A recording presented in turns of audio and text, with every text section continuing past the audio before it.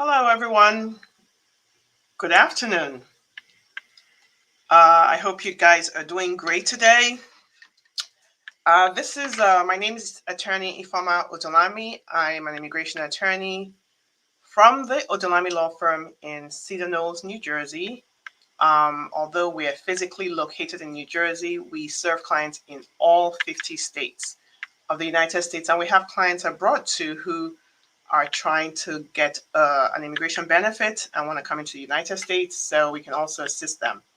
So you can call our office at 973-993-1900 if you need our services, or you can go to my website, www.odunlamilaw.com, and schedule yourself. So thank you all for joining me. I have a really great topic today, and we have a new update on USCIS policy for green card holders, conditional residents.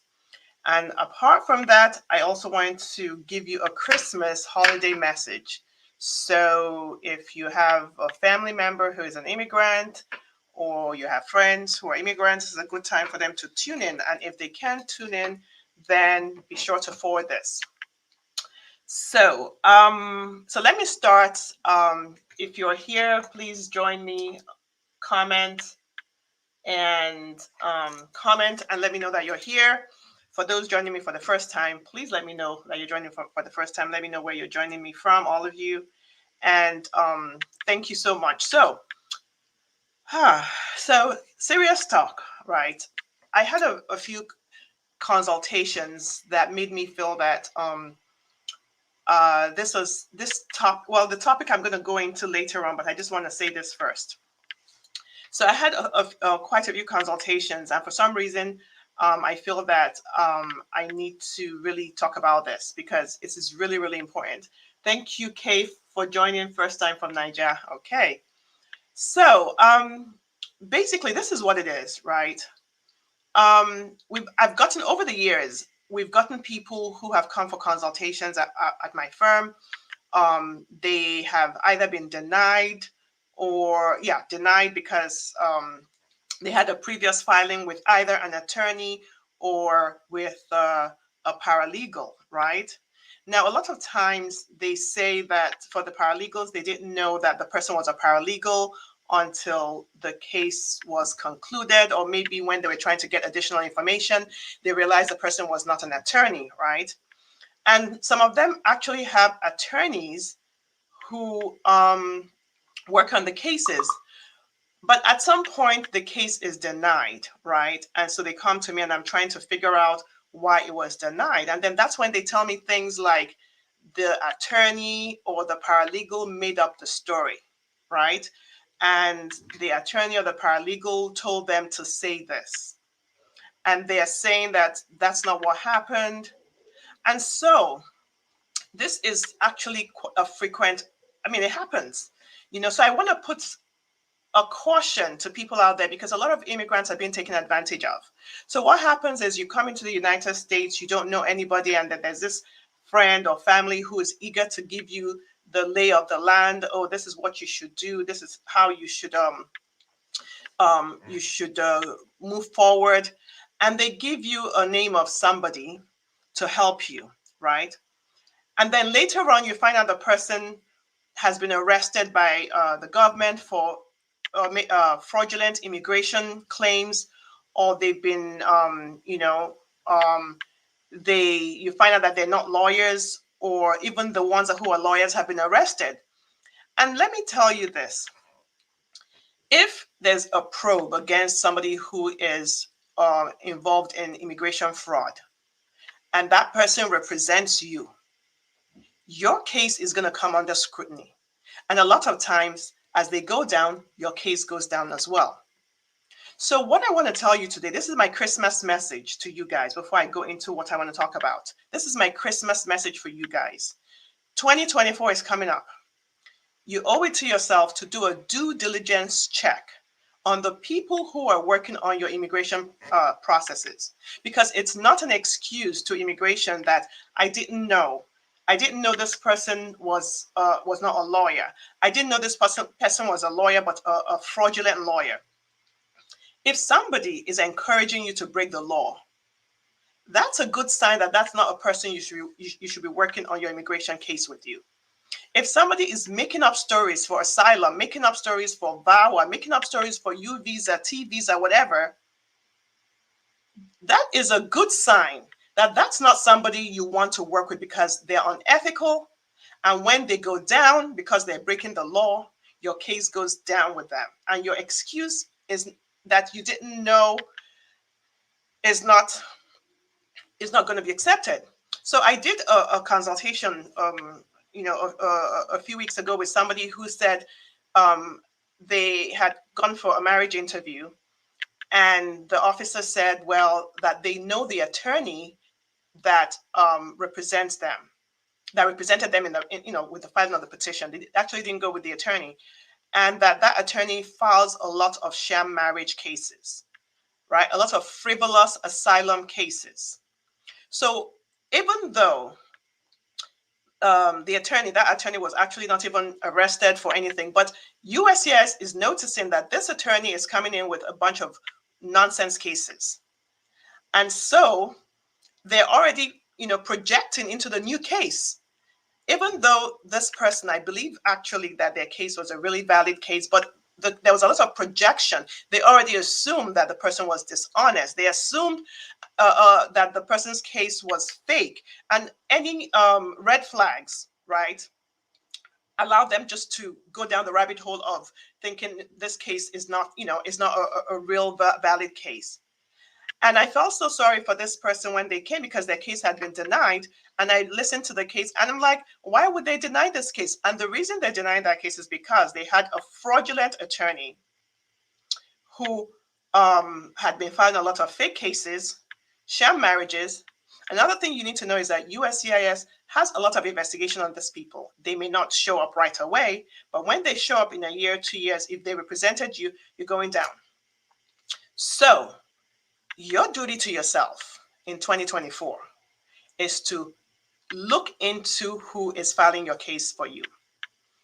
If I always tell you that you should get a lawyer, and you can figure out whether somebody's a lawyer or not, because every state has the lawyers registered. Go online and find out if the person who is representing to you that they're a law firm or they're a lawyer is really a lawyer, and then look into that lawyer to make sure they don't have a reputation for breaking the law or for filing sham applications. And finally, before I go into my update, you owe it to yourself to know that if somebody is telling you to lie, that person is breaking the law.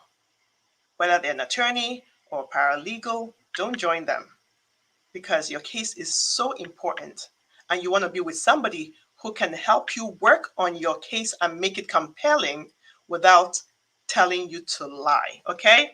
All right, that's my TED Talk for today, because those cases, a lot of these people got denied, and I could see that they had really good cases, but there was a bias because of the lawyer or the paralegal that worked with them. So let's talk about what I want to talk about today, which is USCIS has given us an update on the policy on family-based conditional green card, right? So I'm going to just go real quickly, talk about what it is, and then I'll go into what the changes are. And this is really good stuff because this just came down the pipeline 2 days ago. So we're talking of conditional green cards, temporary green cards, right? You all know that if you're married to a US citizen or a green card holder, and the marriage is less than 2 years when you get the green card approved, you will get a 2-year green card. And you have to remove the conditions on the green card 90 days, within 90 days of the expiration of the green card. That's when you're supposed to remove it. However, if you're filing based on a waiver, right, then you can remove it anytime. And there are 4 waivers, right? There's a waiver of death of the, petitioner, right? There's the waiver of death there's a waiver of extreme cruelty or physical abuse that the beneficiary has suffered in the marriage. Then there's the waiver of extreme hardship, right? And then what's the fourth waiver now? Divorce. So if you're divorced from your U.S. citizen or green card holder spouse, then when you file the divorce and divorce is done, you can remove your conditions, right? So basically, the government understands that sometimes marriages don't work out, right? And so if you marry a U.S. citizen and it doesn't work out, and you have either one of these four waivers, right, you can proceed and self-petition basically on your own. You don't need that person to jointly remove the conditions with you as you would be otherwise required to. Okay. So now let me go through, discuss what the new update is, and then I'll kind of talk a little about other things about the permanent, the temporary green card. So on 2 days ago, December 12th, USCIS basically updated the policy. So sometimes you file a joint petition. You're supposed to remove the petition jointly with your spouse, right? So sometimes and that's by filing the form I-751. The filing fee is $680, and USCIS actually wants you to break the payment into $85 for the biometrics. You should give them 2 checks basically.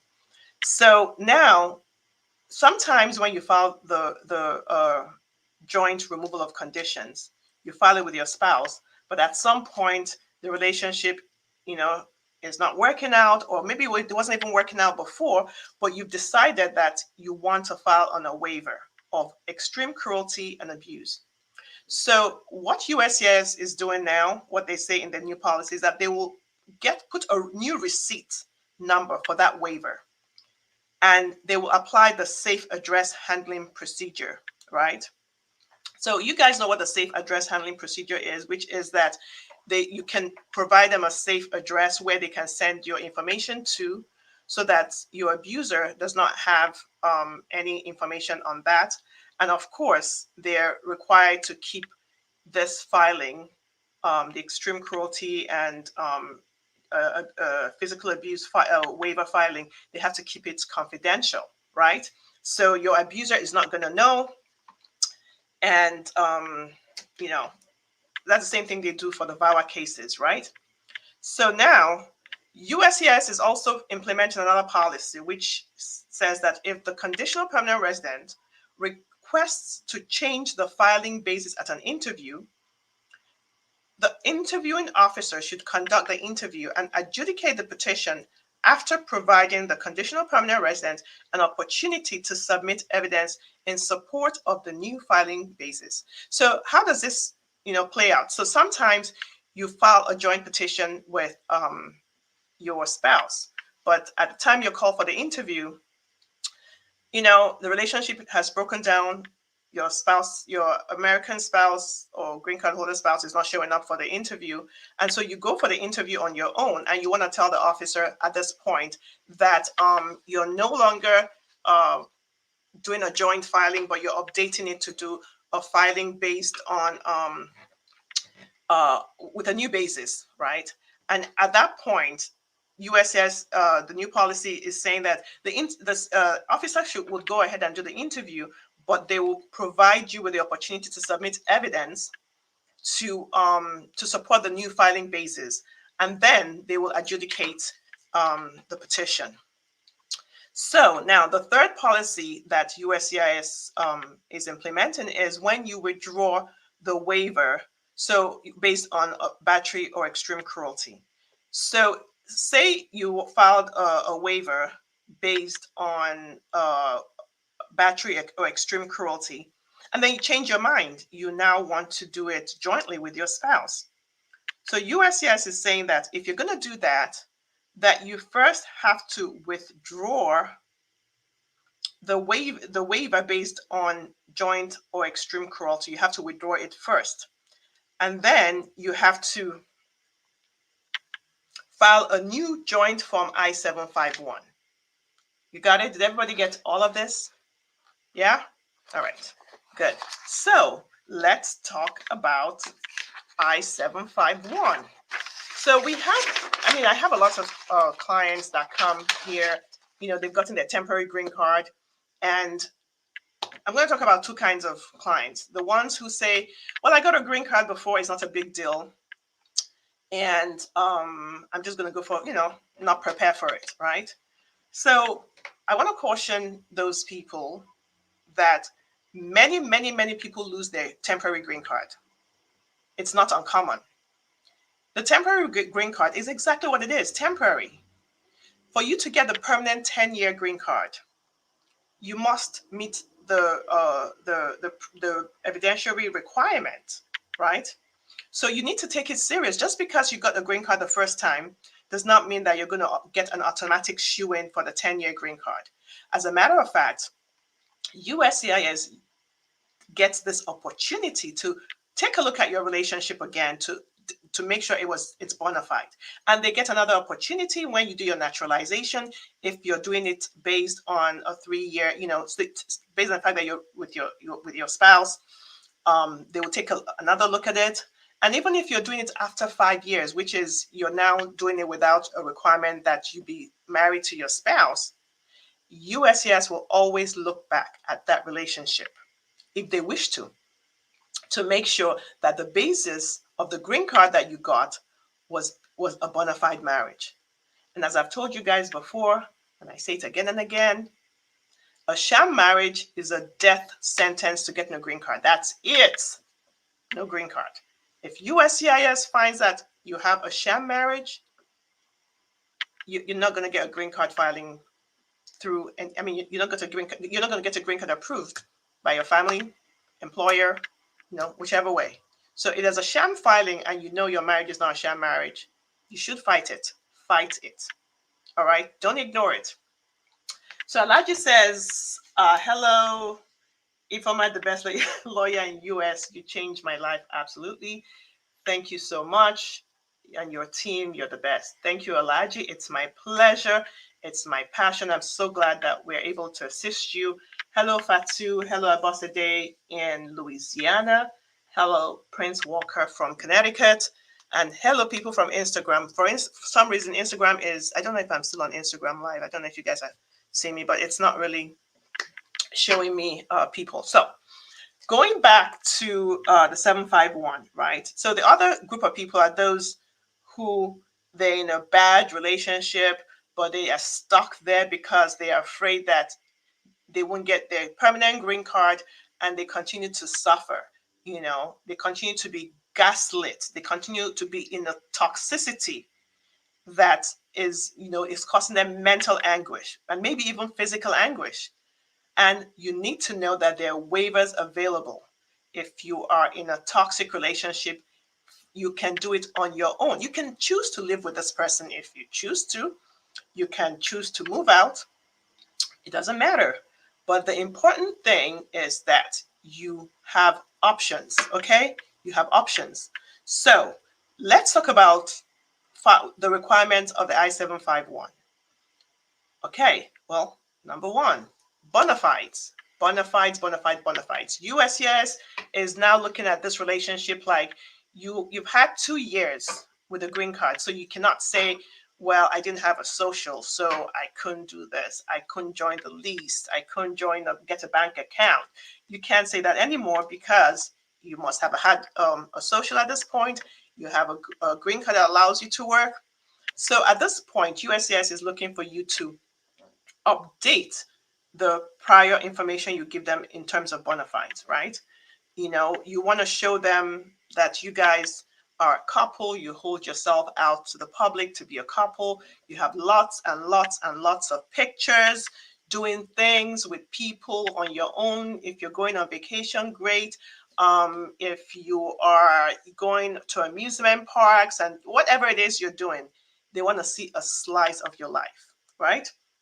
And this is a good time to plug in that USCIS is watching social media. They're looking at it, and your behavior on social media has to be consistent with what you've told them, right? So now, if your spouse passes away, right, and your U.S. citizen or green card holder spouse passes away, you can remove the conditions based on the death. And you can do all of this at any time. You don't have to wait for the 90 days prior to the expiration of the green card, right? You can do this when, you know, the person passes away. You can also, the same goes with extreme cruelty and abuse. You can do that too. And of course, with death of a spouse and extreme cruelty and divorce, you still have to prove that it was a bona fide marriage. So all the bona fides, you have to send them in, you know, proof that you live together. And if you don't live together, you better have a darn good reason for not living together. Because USCIS is very myopic when it comes to living together. You know, they like people to live together, but sometimes people can't live together because maybe somebody is in school, somebody has a job that cannot allow them to, you know, but so they need to see that you guys are communicating, you're, you know, seeing each other, you know, and you have to have, you know, buffer up on the other evidence, you know, joint accounts, you're filing your taxes together, you know, you have a lease or a mortgage, and if you have a baby together, because at 2 years, when you've been married for 2 years, you might at that point have added to your family. There's no requirement for that. There's no requirement for a lot of this stuff, but it's financial commingling is really strong evidence, right? Now, people say I have a lease. If that lease, you know, anybody can really get a lease, you know. Some people submit fake leases, so don't rely on just I have a lease, right? USCIS likes to see your bank accounts and see that there's interaction. You know, two people are using this account. The account is being used jointly to pay the bills in the house, and you know, that kind of stuff. Also, pictures. You know, you want to see people doing, you know, a slice of their life. The pictures that are not helpful to you, photographs that are not helpful to you, are selfies and pictures in your bedroom being intimate. Please don't send that stuff, because it's actually a red, you know, it's actually a red flag. It looks like you're trying too hard. Why would you send somebody pictures of yourself without clothes on? Don't do that. They want to see that you're you know, you're attending, if you have kids, you're attending their functions together, you know, you are listed as a you know, beneficiary in a life insurance, or you're an emergency contact for your child, you have health insurance together, you have car insurance together. And sometimes USCIS, I kid you not, they will inspect and they will ask questions, even from the people that write your affidavit of, you know, bona fides. You know, they'll call them. They will call them. They'll go to your place of work and ask. They'll go to your neighbors and ask. You know, so it's very difficult to perpetrate a sham marriage. That's why, you know, don't do it. So now, the only one that doesn't require a bona fide marriage evidence is really extreme hardship.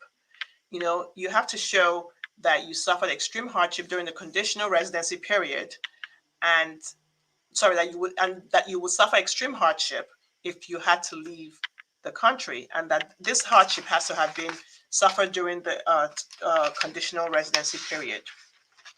So now there's another update that USCIS made. What is it again? I think I wrote it somewhere. And then I will answer questions, and then I will be out. So USCIS also says if your conditional permanent resident status was terminated because you didn't timely file the form I-751, you can still adjust your status with a new I-485 on a new basis. So that's good news, right? So I think that's pretty much all I have. And I don't know. Let me answer some questions. So, Doc Smorfett says, how is the immigrant able to have an interactive joint account when you're not eligible to work?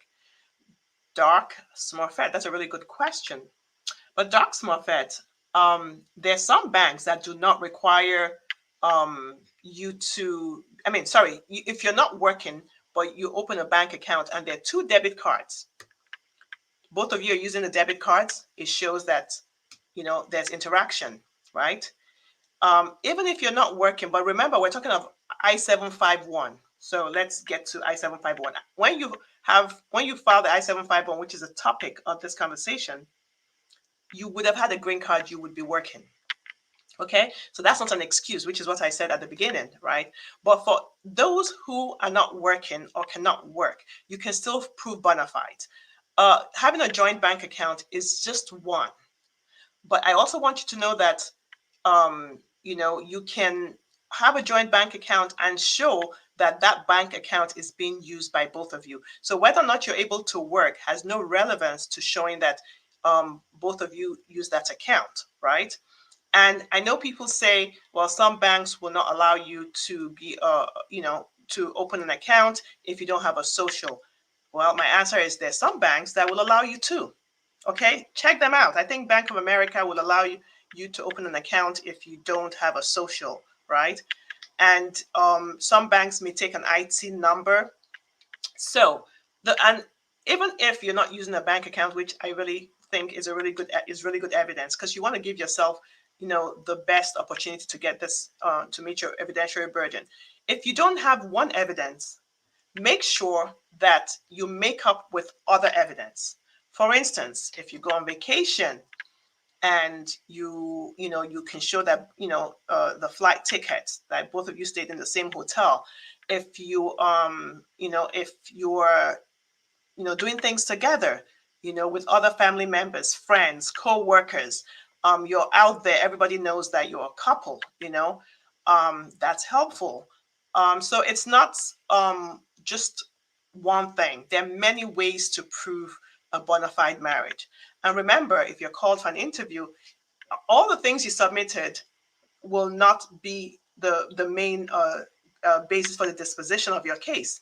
Your interview, if you're called for an interview, requires both of you to be able to have answers to the questions that you're asked that are, relatively similar. Okay. So let's see.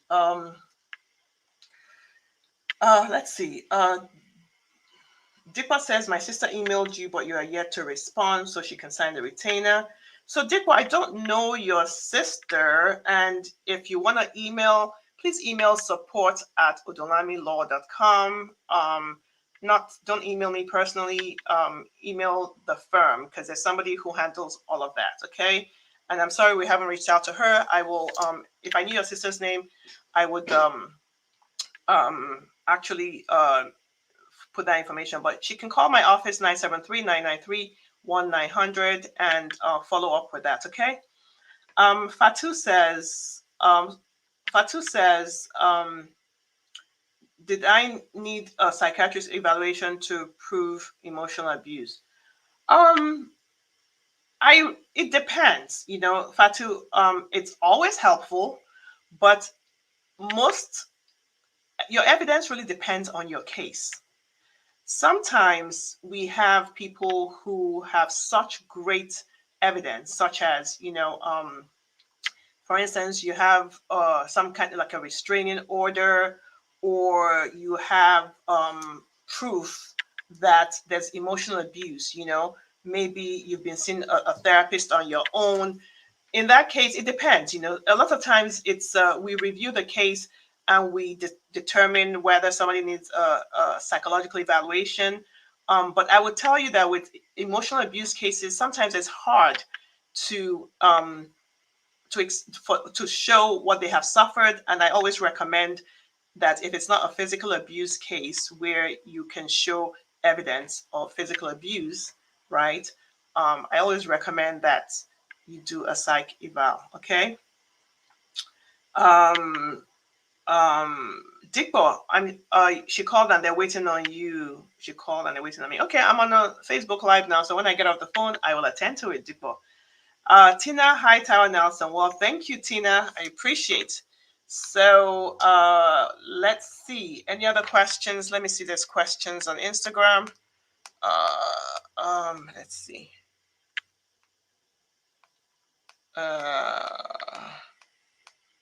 I'm not seeing any questions, so guys, I'm gonna sign off.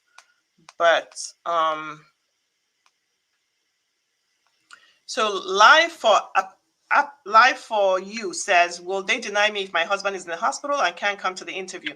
So live for you, what I will recommend in that case is that you go for the interview and you take proof of the fact that your husband is in the hospital, and ask for another day. But you must show up. You can't not show up. And you should bring proof that he's in the hospital. Maybe a letter from the doctor saying that he's in the hospital for this condition and how long it's going to take.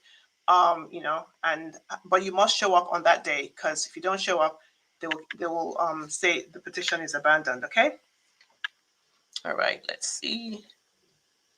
Angela says, how soon can you file after marriage?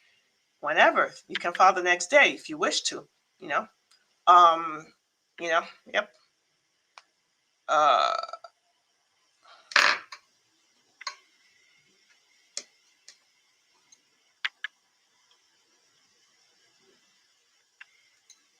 So Philip says, how long can I hold an approved I-130 before it expires? Well, if you're here in the United States, because it really is not going to expire. But if your daughter is abroad, remember that she has to, when the I-130 is approved, the case is called to NVC, right?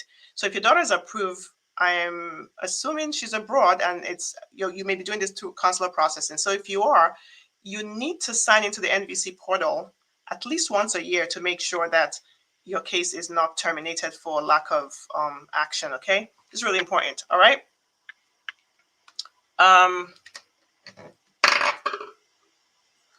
About says, can my wife apply for DV lottery if I already proceed for? I guess you're saying if you're already processing for her here. Well, the DV lottery is over now, but there's nothing that stops her from applying for DV lottery if she's outside the country when it comes up again. You can have multiple pathways to getting a green card. So just because you're applying for her doesn't mean she can't, do the DV lottery. It's really up to her. All right. All right, I think I've pretty much answered all the questions I can see. I think I've answered all the questions I can see so far. And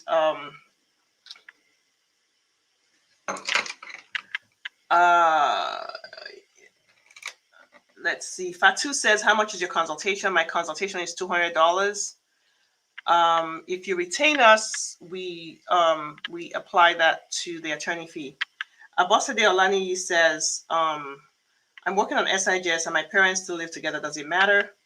Only one parent is irresponsible, and he's my sponsor on my I-20. Abosade, I'm going to need to be able to talk to you more about this, because the issue is not whether your parents are living together, because remember SJIS talks about abuse, abandonment, and neglect.